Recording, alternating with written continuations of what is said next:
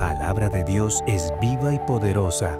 Transforma nuestro corazón, renueva nuestra mente y guía cada aspecto de nuestro diario vivir.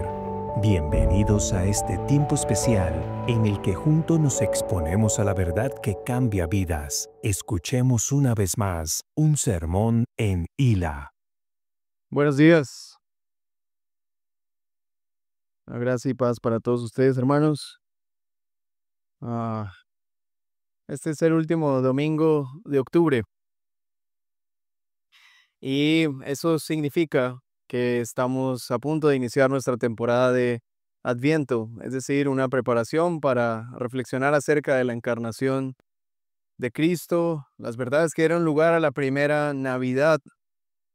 Y quiero contarles que mientras esos días llegan, mi atención se dirige hacia la vida de nuestro Señor Jesucristo, sus pasos, sus decisiones, su plan, sus palabras, el misterio de Dios encarnado, Dios hecho hombre. Creo que un mes no es suficiente para poder meditar en todas las profundidades de esa verdad. Dios se hizo hombre.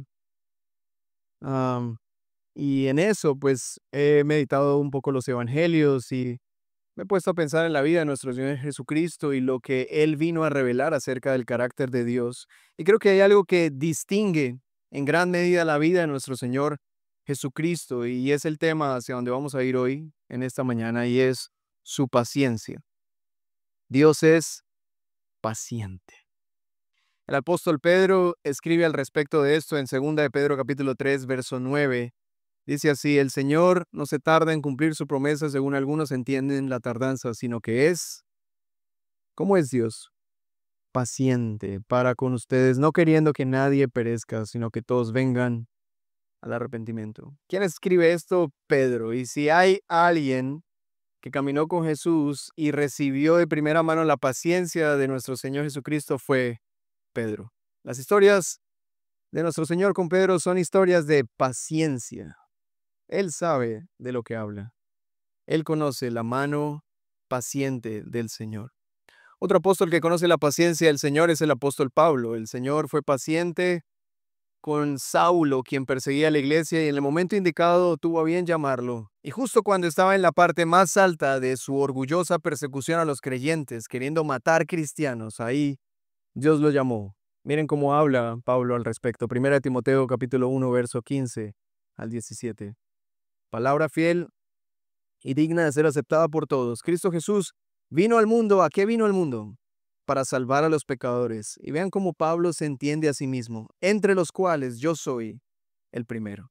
Sin embargo, por esto hallé misericordia, para que en mí, como el primero, Jesucristo demostrara toda su paciencia, como ejemplo o como un ejemplo para los que habrían de creer en él para vida eterna. Por tanto, al Rey eterno, inmortal, invisible, único Dios, a Él sea honor y gloria por los siglos de los siglos. Amén. Alguien que ha recibido la paciencia de Dios, luego expresa estas palabras: gloria a Él, al invencible, al poderoso, al eterno, al inmortal, al único Dios, a Él sea el honor y la gloria. Pablo entiende que Él era el primero de los pecadores y su paciencia, la paciencia de Dios, le fue demostrada a Él, fue dada a Él. Estos versos nos muestran el carácter paciente de nuestro Señor. Él es paciente para con todos, es paciente para con los pecadores. Para el primero, según nos dice la palabra, que es Pablo, pero cada uno de nosotros podría decir: yo soy el primero de los pecadores.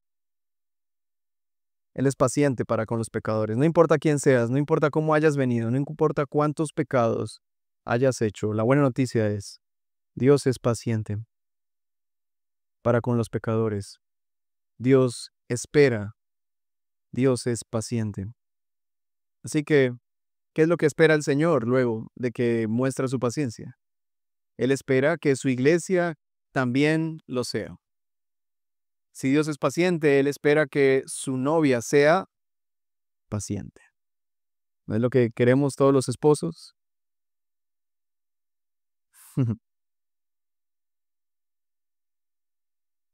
Bueno, Dios desea que su esposa sea así.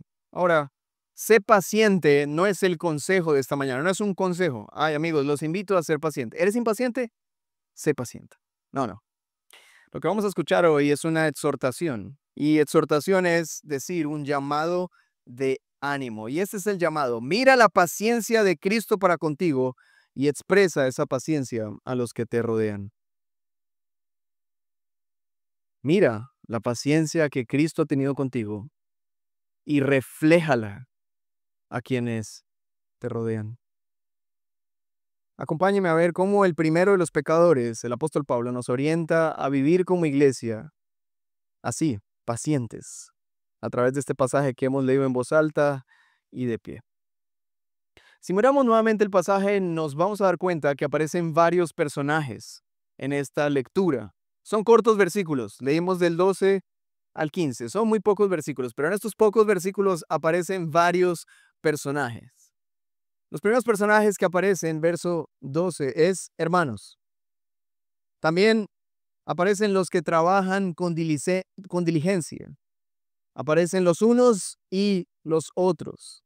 Aparecen, verso 14, los indisciplinados, los desalentados, los débiles. Pero también aparecen los todos. Sean pacientes con todos. Y el verso 15 también aparecen los ningunos.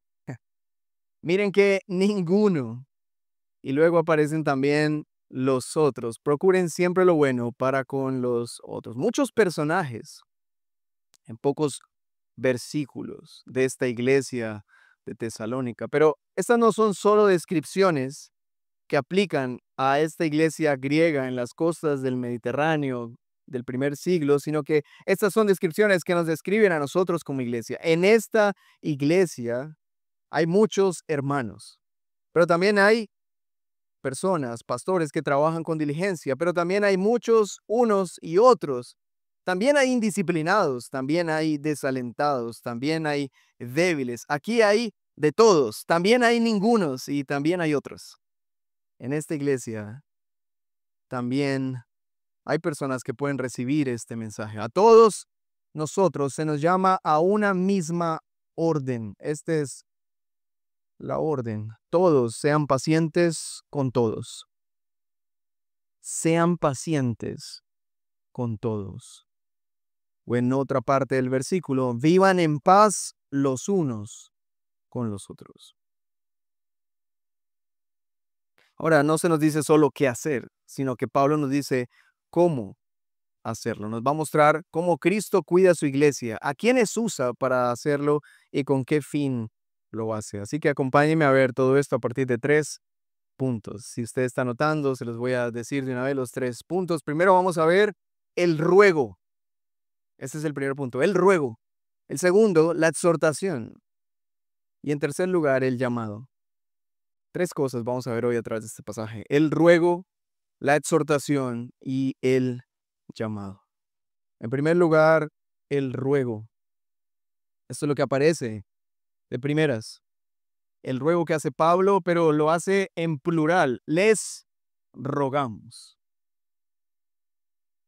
Si vemos el inicio de la carta, sabemos que quien escribe esta carta no es solo Pablo, sino es Pablo, Silvano y Timoteo. 3 hombres están escribiendo esta carta, o por lo menos están presentes con Pablo mientras él escribe esta carta. Y Pablo dice los 3, les rogamos, hermanos. Pablo ruega a los hermanos de la iglesia.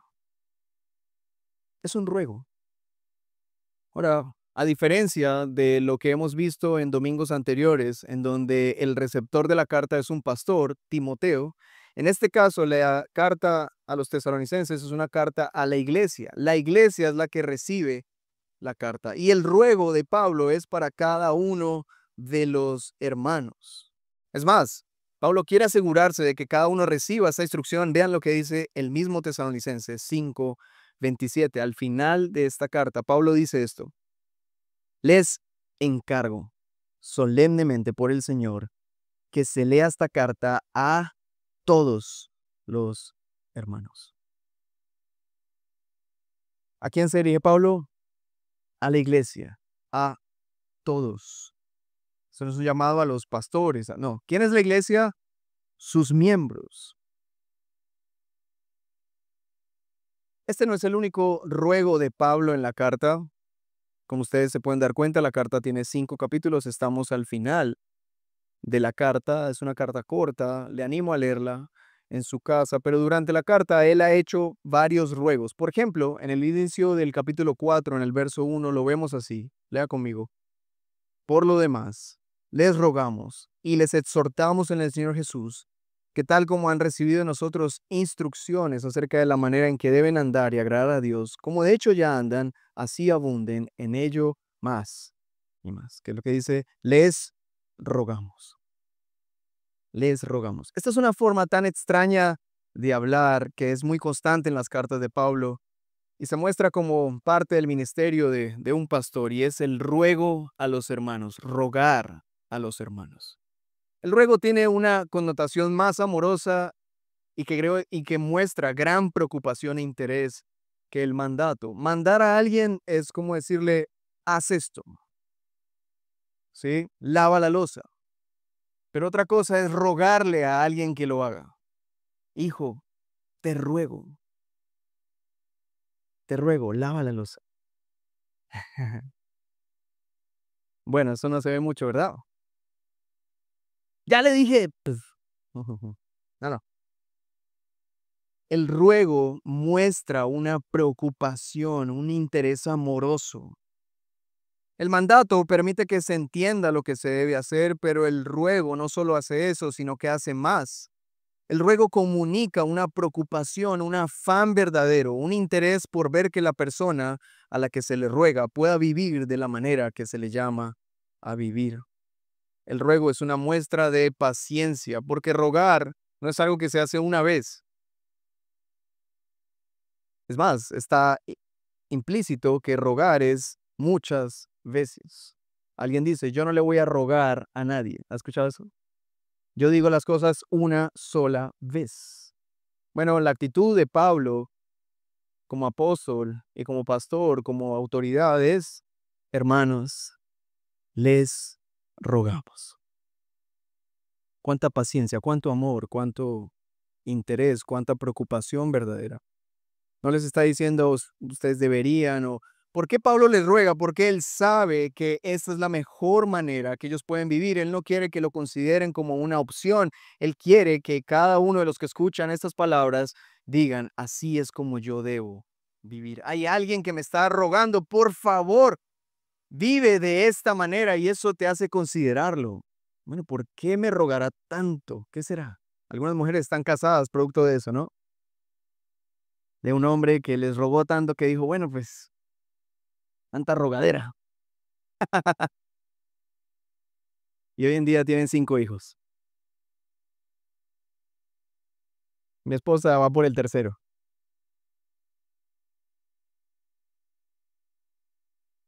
Ahora, ¿qué es lo que les ruega Pablo? Acompáñeme a ver cuál es el ruego. Lea conmigo el verso 12 una vez más. Hermanos, les ruego. ¿Qué les ruega? Les rogamos que reconozcan a los que con diligencia trabajan entre ustedes y los dirigen en el Señor y los instruyen. Y algo más, el 13, y que los tengan en muy alta estima, con amor. Estos hermanos que trabajan diligentemente son los pastores de esta iglesia joven. Es una iglesia muy joven. Ellos tuvieron que vivir la misma sensación incómoda que estoy sintiendo yo al leer este fragmento a ustedes. Porque hermanos, Pablo les dice que todo el mundo escuche esta carta. ¿Y quién era el que iba a leer la carta? Pues los pastores. Y es un poco incómodo que los pastores lean esto. ¿Sí? Para mí es incómodo decirles, Pablo les ruega que me tengan a mí en muy alta estima. Es incómodo, ¿verdad? Bueno, los pastores de Tesalonicenses tuvieron que sufrir la misma incomodidad, pero no nos concentremos tanto en eso, vayamos a lo importante. Lo que tiene que hacer la iglesia es reconocer a los que trabajan con diligencia. No está bien la honra para el necio, dice un proverbio. Pero no está bien que no se reconozca la labor de los que trabajan diligentemente, y mucho más para los que lo hacen, enseñando, dirigiendo, exhortando. Noten que no es por causa de su cargo o su título que se debe honrar a alguien. Ah, es pastor, honrémoslo, no importa cómo viva. No, no, no. Es por causa de su trabajo, dice el texto bíblico, por causa de su ejemplo, por causa de su evidente dedicación, su esfuerzo por servir a la iglesia. Pablo les ha dado a conocer en el inicio de la carta lo que significa ser un pastor diligente y trabajador. Véalo por favor en 1 Tesalonicenses 2, versos 5 al 9. Acompáñenme en la lectura. Dice, porque como saben, nunca fuimos a ustedes con palabras lisonjeras, ni con pretexto para sacar provecho. Dios es testigo. Tampoco buscamos gloria de los hombres, ni de ustedes ni de otros, aunque como apóstoles de Cristo hubiéramos podido imponer nuestra autoridad. Más bien, ¿qué hicieron? Más bien, demostramos ser benignos entre ustedes, como una madre que cría con ternura a sus propios hijos. Teniendo así un gran afecto por ustedes, nos hemos complacido en impartirles no solo el Evangelio de Dios, sino también nuestras propias vidas, pues llegaron a ser muy amados para nosotros, porque recuerden en manos nuestros trabajos y fatigas, como trabajando de día y de noche para no ser carga a ninguno de ustedes, les proclamamos el Evangelio de Dios. A este tipo de personas hay que reconocer. Pablo no está pidiendo algo que él no hubiera modelado. Él desea que la iglesia sea pastoreada por hombres diligentes y trabajadores que se cansan, que se agotan físicamente, que se agotan mentalmente. La palabra griega para trabajo aquí en este pasaje, que trabajan, es una palabra que se usa en Mateo 11, 28. ¿Recuerdan ese verso? Alguien se lo debe saber. Mateo 11, 28. Bueno, ya salió en las pantallas. Vengan a mí. ¿No ha salido? No. Ok. Venid a mí, todos los que estáis trabajados y cargados. Lo puse en Reina Valera porque en Reina Valera lo traduce así. Trabajados. Esa palabra trabajados es estar de verdad así. Que el trabajo te dejó cansado física y mentalmente. Lo que Pablo está diciendo es, reconoce a aquellos que en la iglesia trabajan de esta forma. No le des honra al perezoso, no, dale honra al que trabaja de esta manera. Reconoce la labor, tenlos en muy alta estima, con amor. Ahora, la diferencia enorme entre nosotros, los pastores de esta iglesia, y los pastores de la iglesia en Tesalónica era el ambiente de persecución tan intenso que había allí. La persecución en Tesalónica era dura, pero era especial y particular por lo siguiente. Présteme atención a esto porque es bien interesante. Un poco de historia les haría bien también. Esta era una ciudad que gozaba de la muy famosa Pax Romana. El Imperio Romano hacía una publicidad en todas sus provincias, poniendo carteles de Pax Romana. La verdadera paz romana. El César ha traído la verdadera paz y se enorgullecían de esto. Todo era una farsa realmente. Ahora, esta ciudad también tenía una libertad inusual. Allí no habían ejércitos romanos en esta ciudad. Gozaban de tener sus propios dirigentes, no tenían que ser dirigentes romanos. Pero todo eso era producto de que esa ciudad le rendía culto al César como si el César fuera Dios. Si todo el pueblo reconocía al César como una autoridad superior y con un señorío tan alto como Dios, el César estaba complacido en retirar su ejército, permitirles que ellos incluso tuvieran su propia economía y no molestarlos. Era benevolente si ellos eran leales y devotos. Todo esto estaba tan maravilloso. Era una ciudad ordenada, civilizada, un puerto hermoso. Todos prosperaban hasta que un día llegaron hombres que trastornaban el mundo con su mensaje. Un día llegaron hombres llamados Pablo y Silas y empezaron a decir, Cristo es el Señor del universo. Él es el Rey soberano sobre todas las cosas. Y Él vino a traer su reino a este mundo a través de su muerte. Y cuando ese mensaje fue anunciado, eso empezó a incomodar porque la gente alrededor dijo, hey, aquí vivimos bien. Aquí estamos en un gran bienestar. No nos vengas a alborotar el parche, ¿verdad? Es como, mira, estamos todos muy cómodos, tenemos nuestros trabajos, tenemos nuestros empleos, no hay ejércitos romanos, todos tenemos una libertad, estamos prosperando, no vengas a ponerle trabas a esto. Tu evangelio nos perturba. No eran buenas noticias, eran malas noticias. Pero hermanos, increíblemente, a pesar de que todo el mundo se resistió a escucharlos, incluso sacaron a Pablo y a Silas muy rápidamente, muchos creyeron en el evangelio y estuvieron dispuestos a perder todo. Y esta iglesia recibió gran persecución. Y los pastores de esta iglesia aún más, porque eran los que ponían la cara por todos los hermanos. Muchos de ellos incluso murieron en medio de esta confrontación. Así que hermanos, hay una enorme diferencia entre los pastores de esta iglesia y los pastores del lugar de adoración. La persecución era intensa. Así que, ¿cómo creen ustedes que estaba el corazón de estos pastores? Trabajados, cargados, abatidos. Así que Pablo les dice, reconózcanlos. Ténganlos en muy alta estima. Reconforten sus almas al reconocer su labor. No lo den por sentado. No lo den por normal. Anímenlos. Trátenlos con muy alta estima.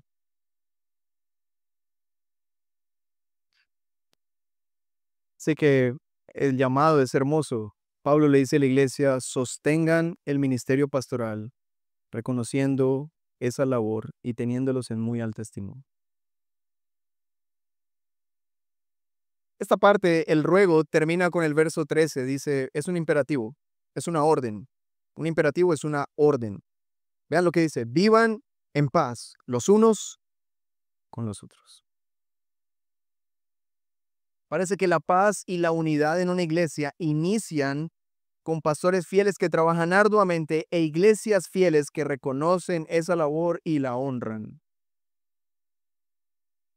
La paz en una comunidad eclesial inicia así, con pastores fieles y con iglesias fieles que responden a ese trabajo. Así que ese era mi primer punto, el ruego. Segundo, la exhortación. ¿Qué les viene a la mente cuando ustedes escuchan la palabra exhortación?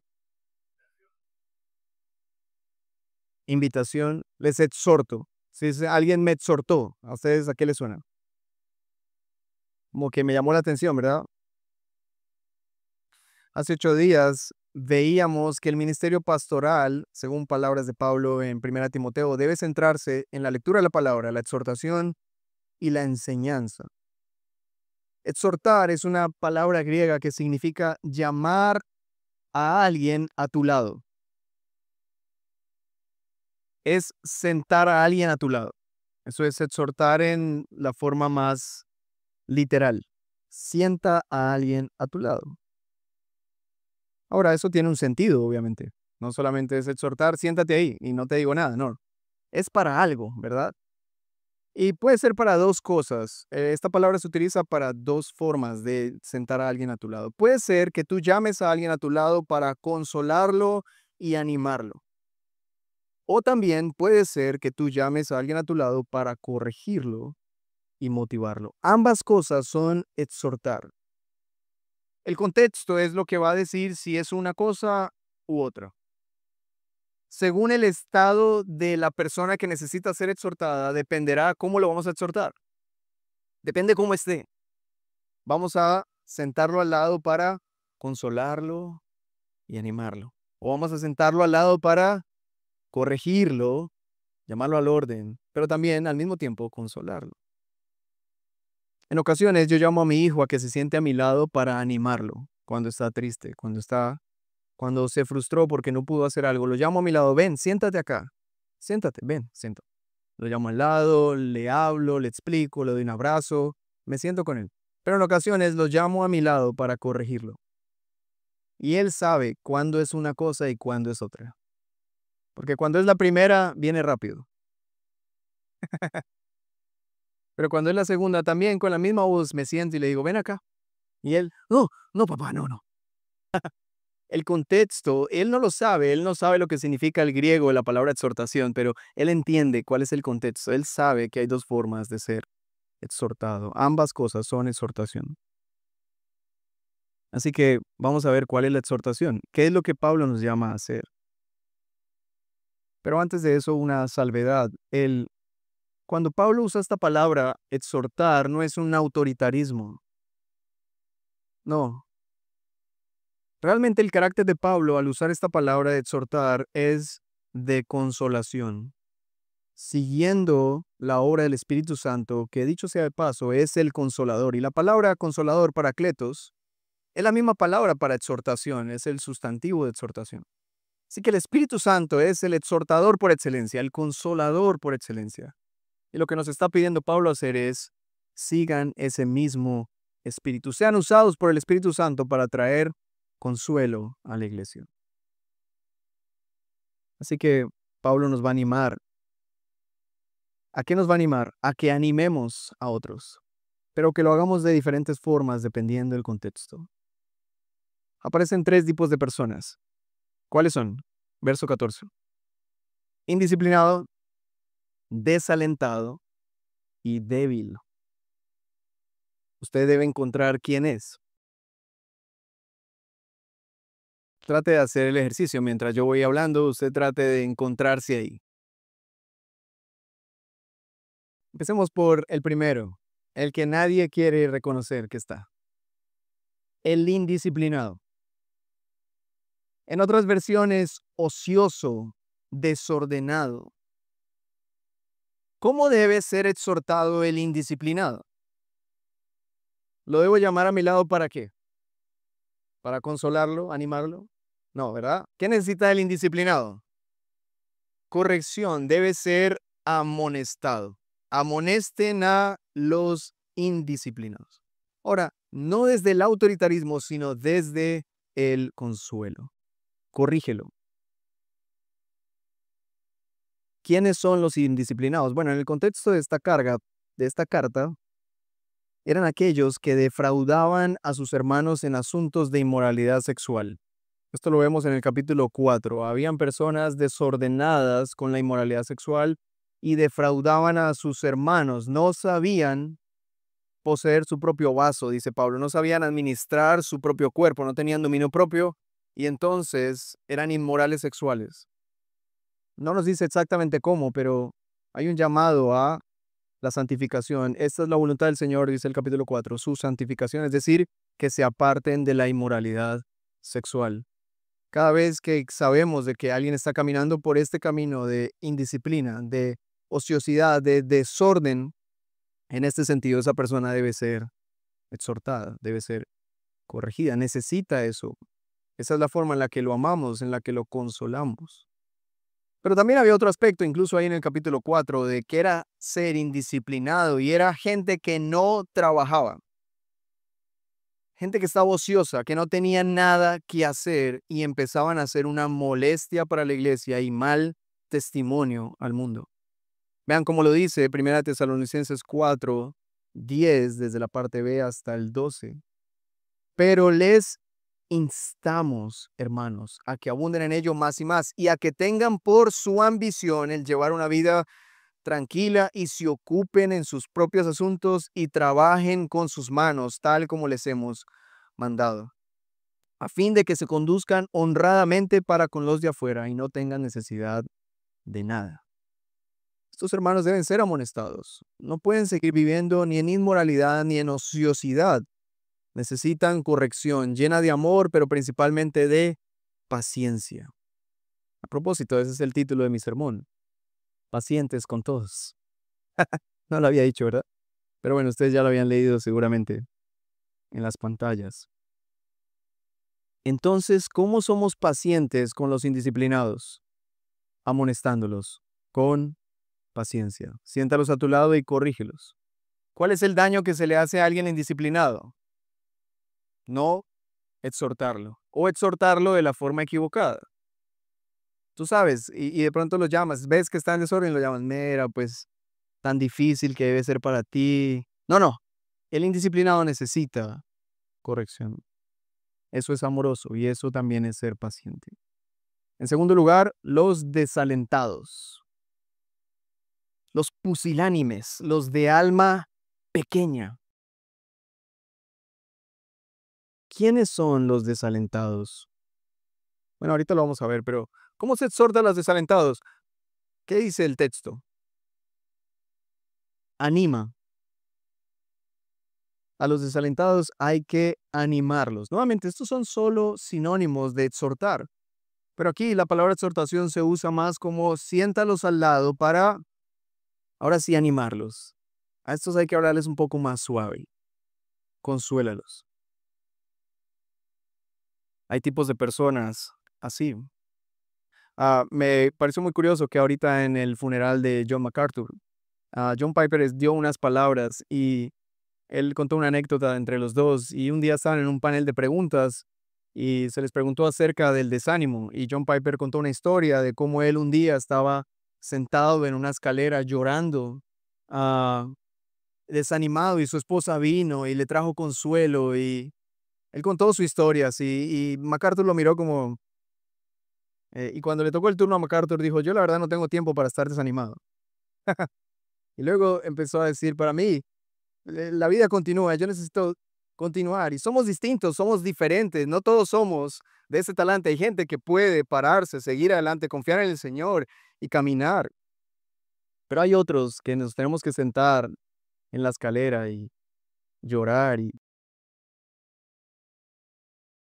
que alguien nos abrace. ¿No? ¿Alguien es así? Los desalentados necesitan ánimo, no corrección. Pero a veces vemos a alguien desalentado y es, hermano, párese. Ahí, hágale, mano. No, estar ahí, más, no esté triste, póngase contento. Motivos para vivir, hermano, hágale. Es todo lo que no dice la palabra, no los corrijas. ¿Qué tienes que hacer? Anímalos. Siéntate al lado. Y para poder ser más cercanos, el ánimo puede verse como una inclinación llena de empatía hacia el necesitado que logra fortalecerlo. Ah,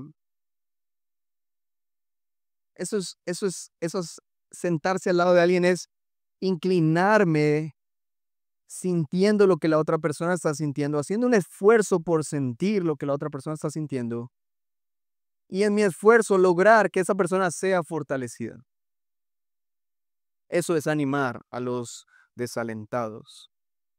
Ahora, los desalentados están desanimados por alguna circunstancia o experiencia.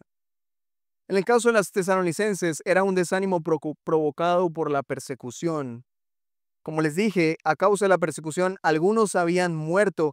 La opresión los hacía sentirse muy, muy desalentados. Pero Pablo los anima de esta manera. Por favor, presta atención a estas palabras tan hermosas. Primera de Tesalonicenses 4, 13 al 18. Esta es el ánimo para hermanos desalentados a causa de la muerte de sus hermanos. Pero no queremos, hermanos, que ignoren acerca de los que duermen, para que no se entristezcan como lo hacen los demás que no tienen esperanza. Porque si creemos que Jesús murió y resucitó, así también Dios traerá con él a los que durmieron en Jesús. Por lo cual les decimos esto por la palabra del Señor, que nosotros los que estemos vivos y permanezcamos hasta la venida del Señor, no precederemos a los que durmieron. Pues el Señor mismo descenderá del cielo con voz de mando, con voz de arcángel y con la trompeta de Dios, y los muertos en Cristo se levantarán primero. Entonces nosotros, los que estemos vivos y permanezcamos, seremos arrebatados juntamente con ellos en las nubes, al encuentro del Señor en el aire, y así estaremos con el Señor siempre. Por tanto, confórtense unos a otros con estas palabras. La palabra confórtense también significa exhórtense, en la misma palabra. Confórtense. No nos inclinamos a la persona a sentir lo que está sintiendo para decirle tranquilo, te entiendo y dejarlo ahí. No, te inclinas, entiendes, sientes lo que estás sintiendo, pero ¿con qué lo confortas? ¿Con tu inclinación? ¿Con tu abrazo? ¿Solo eso es suficiente? No, él necesita esperanza. Las palabras que dan ánimo. Es duro lo que estás viviendo, es difícil lo que estás viviendo, pero esto va a tener un final. Un día terminará y el Señor un día volverá con voz de mando. Ya no seremos el pueblo perseguido y oprimido y la gente se va a burlar de nosotros. Ya no más, el Rey volverá por su iglesia. Y los que hemos estado sufriendo a causa de confiar en Él y hemos recibido la burla del mundo, un día nos encontraremos con Él en las nubes y sabremos que ahí valió la pena cada cosa que vivimos por causa de su nombre. Esto terminará, pero lo que vamos a vivir con Él será para siempre. Eso te anima, te levanta, te da fuerzas para continuar. Eso es lo que necesitamos, hermanos. Confórtese unos a otros con estas palabras. Es un gran alivio saber que en medio del desánimo recibimos consuelo al recordar que Cristo volverá por nosotros. Nada más nos sacará el desánimo, hermanos. Algunos piensan que es un helado. Vamos a comer helado. ¿No? Como cuando un niño se cae. El niño se cae, llora y alguien de repente llega con un juguete. Miren, como no llores. Y el niño está como entre sentirse alegre por el juguete nuevo y las lágrimas del dolor. Y es como, se ríe y las lágrimas le siguen cayendo. Es como, es confuso. No sé por qué no nos gusta que los niños lloren. Los niños deben llorar. Déjalos llorar. Ahora, no excesivamente, ¿verdad? Pero déjalos llorar, consuelo. Pero es que él llora y tú quieres como un switch, como apagar un bombillo. Ch, ch. No llore, mano, no llore. Y te desesperas que alguien llore y le das el celular y haces cualquier cosa para que no llore. No, hermanos, es bueno llorar. Anima, consuela al que llora. Y luego el llanto vendrá una alegría genuina. La alegría volverá, pero no así, abruptamente. A veces pasamos por cosas dolorosas y alguien dice, bueno, sí, es verdad, pero igual hay que seguir, hay que... No, no, hay que, hay que ser consolados, hay que ser animados, pero no con palmadas en la espalda solamente, sino con la verdad que de verdad nos transforma. Y es, Cristo volverá por nosotros, Él cumplirá su promesa. Ánimo. Por último, en este punto, los débiles. Por último, en este punto, aclaré, ¿verdad? Los débiles. Aquí están los débiles. La debilidad puede ser física o espiritual. ¿Qué necesitan los débiles? ¿Qué dice el pasaje? Verso 14, si lo podemos volver a poner. Sostengan a los débiles. Así que, ¿qué necesitan los débiles? Un sostén, ser sostenidos. La debilidad física y espiritual requiere un cuidado especial. El débil en la fe debe ser cuidado porque está más expuesto al pecado, a ver cosas que no son, al engaño, a caer en la mentira, a creer doctrinas falsas. El débil en la fe se equivocará más visiblemente. El débil en la fe ignora muchas cosas, necesita madurar. Así que si hay una persona que necesita que la iglesia sea paciente, es el débil. El débil necesita paciencia. Ser pacientes con el débil. Ser pacientes. Pero a nosotros nos gusta ser justicieros, ¿no? Me enteré que alguien pecó y la iglesia no hizo nada. Tú no sabes. Muchas veces estamos siendo pacientes. Claro, lo visible es el pecado, lo que no se ve es la paciencia. Lo que no se ve es que hemos llamado a estas personas a sentarse al lado nuestro para corregirlos. Eso no se ve, no publicamos eso, hermanos. El pecado sí se entera uno del pecado, ¿verdad? Pero lo que no se entera uno es que la iglesia está haciendo algo. Eso es como en la vía al llano. Las noticias siempre son, no hay vía, pero nunca sí hay vía, ¿no? Como que cuando vuelve a haber vía nadie dice nada, es como raro, es como solo la tragedia. Pero cuando los viajes vuelven a durar 4 o 3 horas, no hay noticias diciendo ya estamos bien, no, no. Solo los testimonios. Llevamos 32 horas aquí metidos. Porque nos gusta dar a conocer solo lo malo, el pecado. Otra vez, sí, es hermano un inmaduro. Esa es la manera, hermanos. Eso no muestra paciencia. ¿Qué debemos hacer con los débiles? Sosténlos. sostenerlos. Hace unos días, Nicolás, mientras estábamos en Muestra Cristo en Medellín, el hermano Nicolás Suárez estuvo predicando aquí y él habló acerca de este tema hermoso. Gálatas 6:1. Vean cómo debe actuar la iglesia con los débiles en la fe. Gálatas 6:1. Hermanos, aún si alguien es sorprendido en alguna falta, ustedes que son espirituales, ¿qué deben hacer? Restáulenlo en un espíritu de mansedumbre, mirándote a ti mismo, no sea que tú también seas tentado. Este es el corazón del cuidado de Dios por su iglesia. Esta es la voluntad de Dios, que seamos pacientes con los débiles. Primera Tesalonicenses 5:18 lo dice así: den gracias en todo, porque esta es la voluntad de Dios para ustedes en Cristo Jesús. Ahora, no es solo la voluntad de Dios que demos gracias, sino que hagamos todo lo que acabamos de leer. Es una porción larga, que solamente me tomé 4 versos, pero la porción es más larga. Y todo eso es la voluntad de Dios. Es la voluntad de Dios que nos restauremos con paciencia, que nos veamos unos a otros con tierna compasión. Esa es la exhortación. Por último, ahora sí, mi último punto, el llamado. ¿A qué nos llama este pasaje? Al final, verso 15. Miren que ninguno devuelva a otro mal por mal, sino que procuren siempre lo bueno, los unos para con los otros y para con todos. Wow, ese es el llamado. Miren que ninguno devuelva a otro mal por mal. Es un llamado de vigilancia, ¿no? Tienes que estar alerta, pendiente, que ninguno deje de ser paciente y devuelva mal por mal. Cuida de la impaciencia, cuida.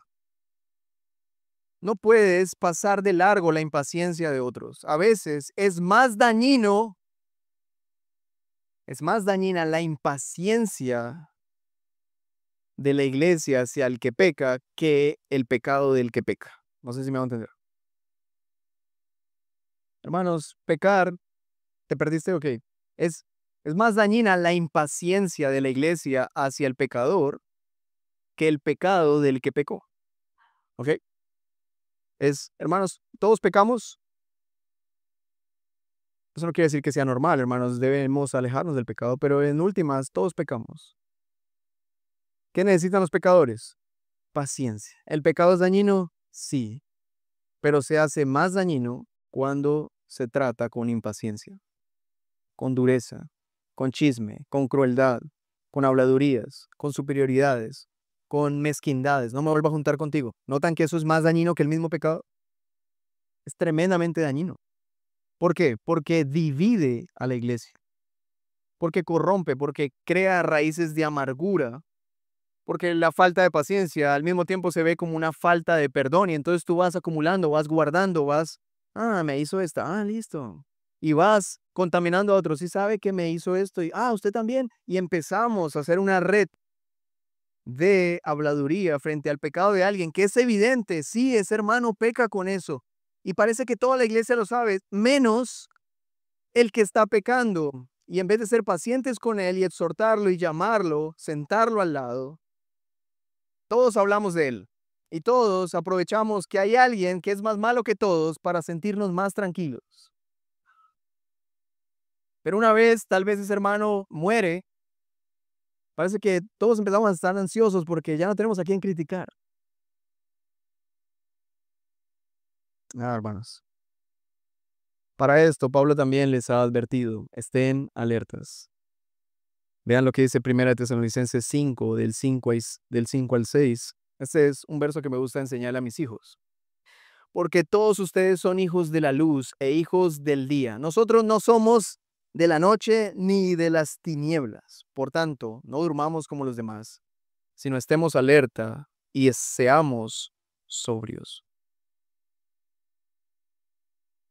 Así que el llamado es: conserven la iglesia paciente. Somos del día, no somos de la noche. No duerman, no hagan como si no estuviera pasando. No se hagan los completos de la frase. Ah, trata de verte a ti mismo y de entender qué está pasando aquí. Tú estás viendo que hay un hermano que está aplicando cierta venganza al otro porque pecó. No, no te hagas el que no pasó. Todos debemos mantenernos alertas de conservar a la iglesia paciente. ¿Qué es lo que hace una iglesia ser una iglesia? ¿Que todos son buenas personas? No. ¿Qué es lo que hace una iglesia ser una iglesia? Que aunque hay pecado, el pecado es arrepentido, exhortado, el pecador es llamado al orden, pero también luego es animado. Eso es lo que hace una iglesia ser una iglesia. En gran medida es el fruto del evangelio que nos permite perdonarnos unos a otros y en vez de responder mal por mal, respondemos bien por mal. Y aunque a alguno le parezca esto súper difícil, somos llamados a hacer esto en nuestras propias fuerzas. Hay un pasaje que me encanta y estuvimos hablando de él en parejas. A propósito, el viernes terminamos nuestro seminario de parejas. Hermoso, espectacular. Hablamos de perdonar. Un libro, 300 páginas, sustancioso, hermoso. El perdón. Vimos, fuimos muy confrontados por el Señor. Y estábamos revisando Romanos capítulo 12, el verso final de Romanos 12 que dice, no sean vencidos por el mal, sino venzan el mal con el bien. Cuando el mal nos vence, la paciencia se va.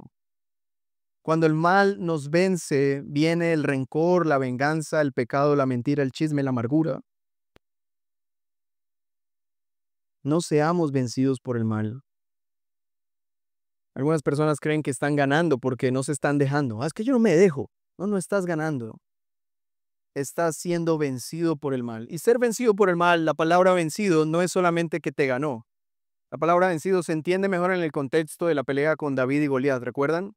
El que pierda no solamente va a perder, sino que ¿qué va a pasar? Va a ser esclavo del otro. Cuando el mal nos vence, no solamente nos gana, sino que nos esclaviza. Y ahora, cuando eres vencido por el mal, eres esclavo del mal y lo único que quieres es hacer mal. El que recibe mal responde mal. Y cuando respondes mal por mal, eres vencido por el mal, te vuelves esclavo del mal y todo se echa a perder. Pero hermanos, hay esperanza. Cristo es paciente con su iglesia. No importa cuán impaciente sea su iglesia, Cristo seguirá siendo paciente con su iglesia. Yo quisiera, para finalizar, apuntar a Cristo. Porque aunque somos llamados a ser pacientes con todos, a vivir en paz con todos, a honrar a nuestros pastores, y sabemos que esa es la voluntad de Dios, que vivamos como iglesia de esa manera, sabemos que no podemos hacerlo en nuestras fuerzas. Nos preguntamos, Señor, ¿qué nos darás? ¿Acaso Dios solo nos da el qué hacer? ¿Solo nos dice, vayan y hagan eso? No. Él nos habla todas estas palabras porque Él está sentado sobre su trono. Las marcas en sus manos y en sus pies, aún visibles, nos recuerdan que la forma como Él se sentó en su trono no fue con autoritarismos, con gran fuerza y gran poder, sino fue con humillación verdadera. Él vino y fue paciente con todos. Fue paciente con Pedro, fue paciente con Juan y Andrés, que querían que cayera fuego del cielo sobre algunas personas. Fue paciente hasta la muerte. Fue paciente con los que lo llevaron a la cruz y en vez de devolverles mal por mal, ellos lo estaban crucificando y él que les dio de vuelta su propia vida, les dio su sangre a los que lo crucificaban. Hermanos, no estamos recibiendo estas palabras. Sé mejor persona. No, estamos recibiendo las palabras de Dios, el Dios que está sentado a la diestra del Padre, de Cristo y del Espíritu Santo que inspiró a Pablo para darnos esta porción bíblica que nos anima. Tienes todo el poder de Dios en ti para vivir de esta manera. No mires tu incapacidad. Ay, pues es que yo soy muy impaciente. Sí, lo eres, pero tienes al Espíritu Santo dentro de ti. Vas a ver tu impaciencia o el poder de Dios obrando en ti. Vas a creer lo que Dios dice o vas a seguir viéndote al espejo y decir, sí, es que yo soy así. Aguánteme. Tengan paciencia conmigo. No es que tú le digas a los demás que sean pacientes contigo. Es que seas paciente por el poder del Espíritu Santo que mora en ti, si es que el Espíritu Santo mora en ti. Cuando hablamos de paciencia, hablamos de paz. Cuando somos pacientes hay paz. La paz no es la ausencia de la maldad, la paz no es la ausencia de problemas, la paz no es la ausencia de conflictos y pleitos, la paz es producto de un ambiente lleno de paciencia y amor. Tus hijos pueden hacer un alboroto horrible, pero depende de ti si eres paciente para conservar un ambiente de paz en tu casa. Pero siempre le echamos la culpa a nuestros hijos, ¿no es así? Este chino cansado. La paciencia produce ambientes genuinos de paz. Y ese es un fruto del Espíritu Santo. ¿Recuerdan? ¿Cuáles son los frutos del Espíritu Santo? Amor, gozo, paz. ¿Cuál es el fruto? Perdón. El fruto es esto: amor, gozo, paz, paciencia. Él produce eso en nosotros, en la medida que nosotros diligentemente lo anhelamos, oramos y buscamos que esto sea una realidad en nuestras vidas. Hermanos, recordar que Cristo no devolvió mal por mal, recordar que Cristo no arremetió contra nuestros pecados, que Él llevó sobre sí la venganza que merecían nuestros pecados, nos hace, de una u otra manera, a los que creemos realmente en el Señor, desarmarnos por completo y tener un espíritu tierno y compasivo. ¿Tú quieres saber cómo estás espiritualmente? Revisa tu paciencia. No revises cuánto oras, cuánto lees, cuánto vienes a la iglesia. Revisa tu paciencia. ¿Qué tan compasivo eres? Ese es el estado de tu alma. Hoy el Señor te llama, te ruega, te exhorta. Nos exhorta a todos. Seamos pacientes con todos. Esta es la voluntad del Señor. Oremos al Señor. Padre, te damos gracias. Tu misericordia permanece para siempre. Como hemos leído en los distintos salmos durante este servicio de adoración, Señor, eres clemente y compasivo. Como pastor de esta iglesia, yo anhelo que mis hermanos y yo podamos vivir reflejando tu carácter paciente. Padre, nos arrepentimos porque hemos sido impacientes. No hemos sostenido a los débiles, no hemos animado a los desalentados y hemos sido cobardes al no exhortar a los indisciplinados. No hemos hecho nuestros esfuerzos por vivir en paz con todos. Por el contrario, nos hemos esforzado por vivir en guerra, en pleitos, en peleas, en celos, en discusiones que no tienen ningún sentido. Padre, nos arrepentimos y yo te pido que tú traigas a la memoria a mis hermanos y a mí las veces en las que hemos pecado unos contra otros a partir de esta enseñanza que hemos recibido, las veces que hemos pecado contra nuestros hermanos al no ser pacientes. Y te pido, Señor, que tú traigas a nosotros un espíritu de reconciliación, de perdón, una cultura, Señor, que esta iglesia sea conocida, no por qué tanta gente viene, no por qué tan elocuente es el pastor, o qué tan bonita es la música, o qué tan hermoso es el lugar, sino que esta iglesia sea conocida porque es una iglesia paciente, paciente para con todos, que se miran unos a otros con humildad, con compasión, que se perdonan, que no responden mal por mal, que no son vencidos por el mal, sino que vencen el mal con el bien. Ayúdanos, Señor, a crecer en esto. Que nuestra meta sea esta, Señor. Te lo pedimos, por favor. Y aquellos que todavía no te conocen, Señor, que este evangelio glorioso que ha sido expuesto hoy sea usado por ti, Señor, para traer convicción de pecado, pero también convicción acerca de nuestro Señor Jesucristo. Él es el Rey Supremo, que vino a salvar a los pecadores, entre los cuales nosotros somos los más grandes. Y su paciencia se ha mostrado para con los pecadores. Es una gran noticia.